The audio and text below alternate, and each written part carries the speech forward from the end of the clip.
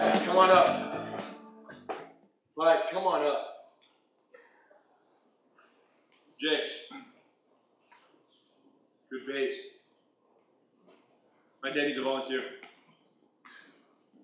You're a very technical guy, so I called you up. Good, we get somebody to do blindfold. No, he's going to be the coach. Oh, okay. Good, so we need a blindfold guy. We need someone to close their eyes, yes. Yeah, right here.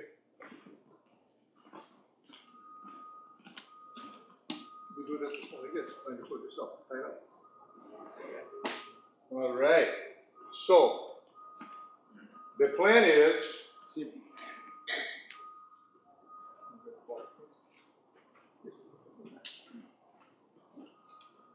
All over the place.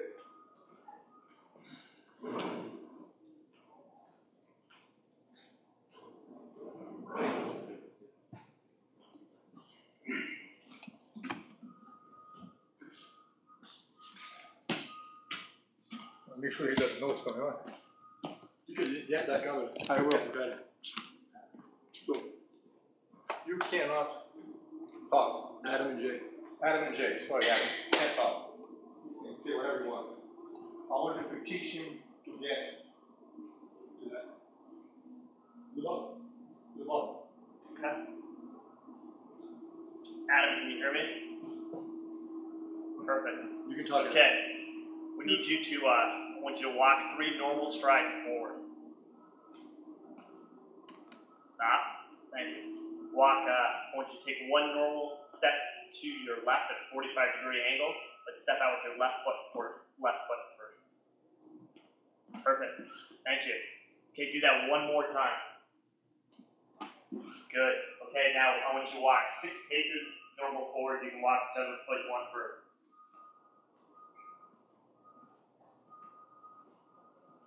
Stop.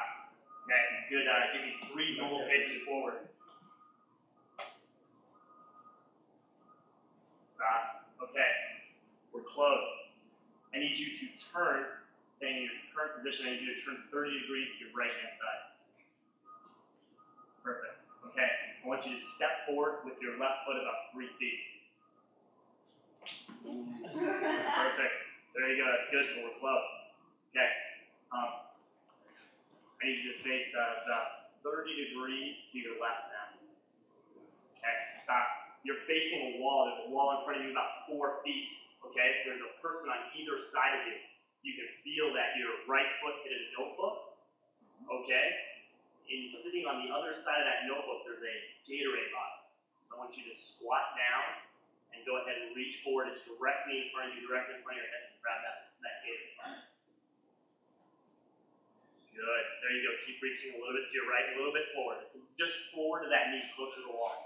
There you go. There you go. A little bit forward. Just a little bit more forward. There you go. You're touching it. A little bit to the left. A little bit to the left. There you go. You got it. The big Gatorade bottle. Great. Very good.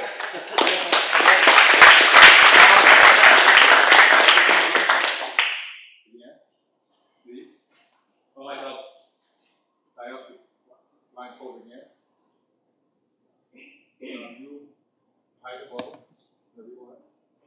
Place the ball somewhere Place else. the ball somewhere else.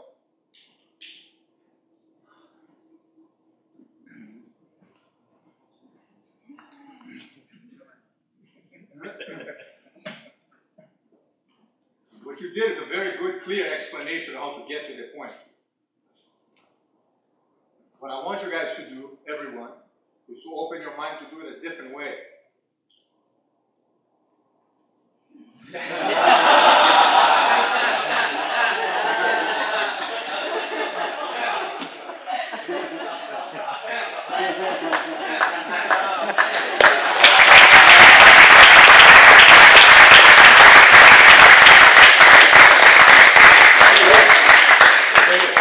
Have a seat, please. What is the idea here? Thank you, Jay. Adam, thank you very much. What are we watching on this concept? It's almost too confusing to talk too much. The best way to make sure the student does the technique 100% right is, of course, to do the initial explanation that we do. But once you see somebody doing something wrong on an individual basis, if you go, do this, do that, do this, do that, sometimes you just overwhelm the whole thing. What if you explain to a little kid how to do a technique? He doesn't get it. When these guys are learning jiu-jitsu when they're little babies, I would have to put them on top of me like this. They mount on top of me, come here. You go like this? Yeah, that's good. I go like this. Good. Very nice. Now look. Put your hand here, put your hand here, put your leg up. Good. Bring this leg over my head.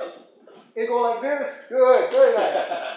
They have no idea. They're just being led through the whole thing.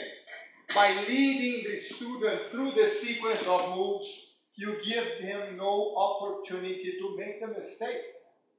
They can't. If you want to go that way, I wouldn't let them go.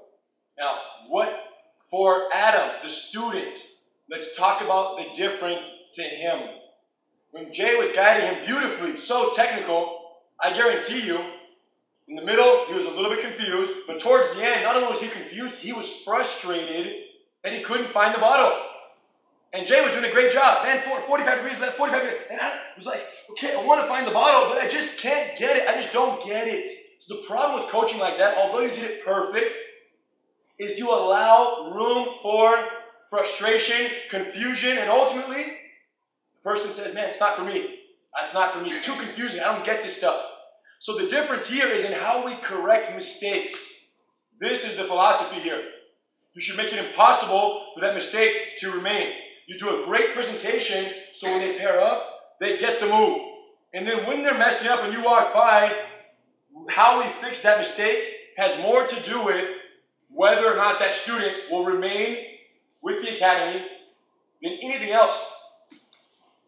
Than practically anything else. Maybe the only other thing so important is how their partner treats them, the bond them and their partner have and how open and cooperative they are. But how you correct that error? You say, grab the wrist, no, like this, no, like that, the foot the other way, grab like this, go like that, do this, do that. They're going to say, wow, this is not for me. This is for smart people, not for me. But if you go in there and get his foot and put his foot in place, say, great. Yes. He's okay. I can do that. Exactly. Let's turn the page. Tab 24. Is that it? Yeah. No, we're going to do this. Now we're going to get into more detail. And not to mention that, as we talked about before also. Page 11. Tab 24, page 11. Page 11.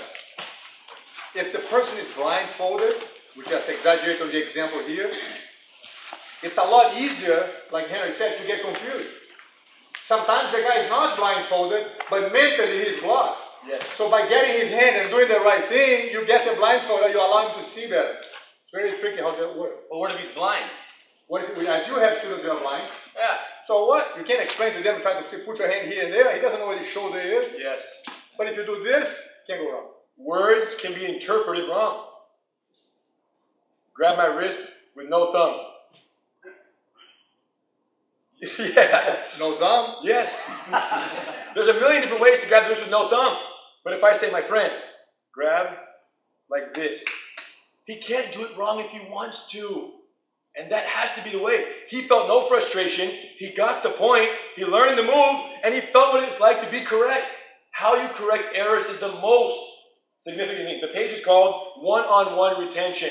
The interaction you have with your students as you walk around, the one-on-one interaction as you come around, will determine whether or not they remain a student or they're gone in a month and a half or 2 weeks or 2 days. Depends how quickly they feel like they don't qualify. And I can say also one more thing here. On a deeper level, it allows you to build, the student to build trust in you. By working with you every time, that he knows that working with you is going to work 100%, he says, oh, that's my guy. Whatever you say goes. Because you develop that bond, he learned to, whatever you say, trust, work with him. He associates you with success, Every time. happiness, and the technique working. The other day in the class, I said if anybody is having a hard time, I'll guarantee fix your problem.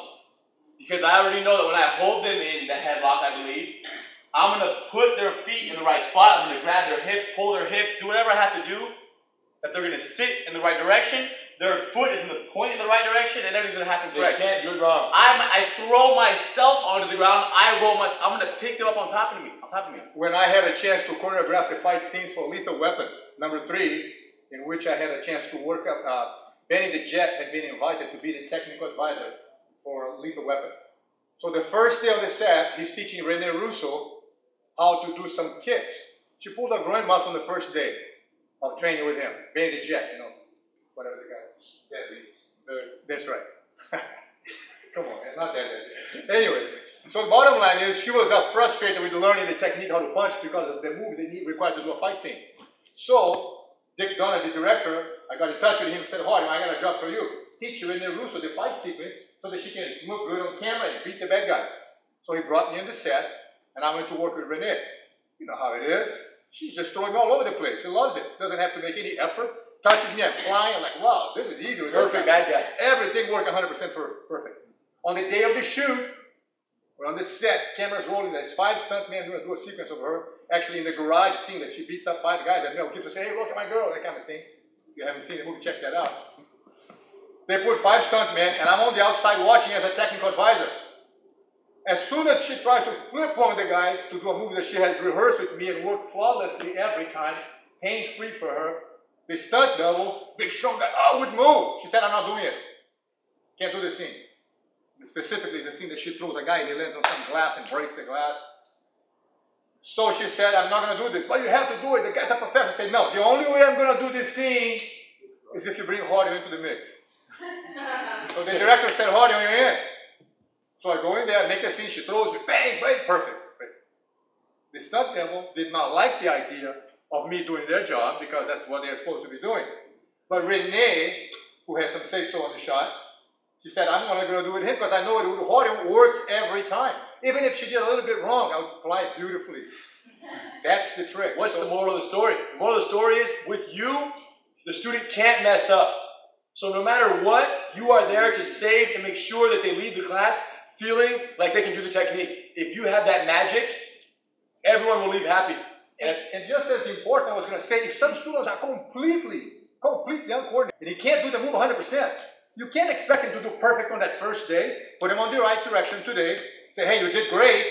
And then next time you tweak him a little more, and eventually his body gets accustomed, gets a feel for it, and eventually he'll do it great.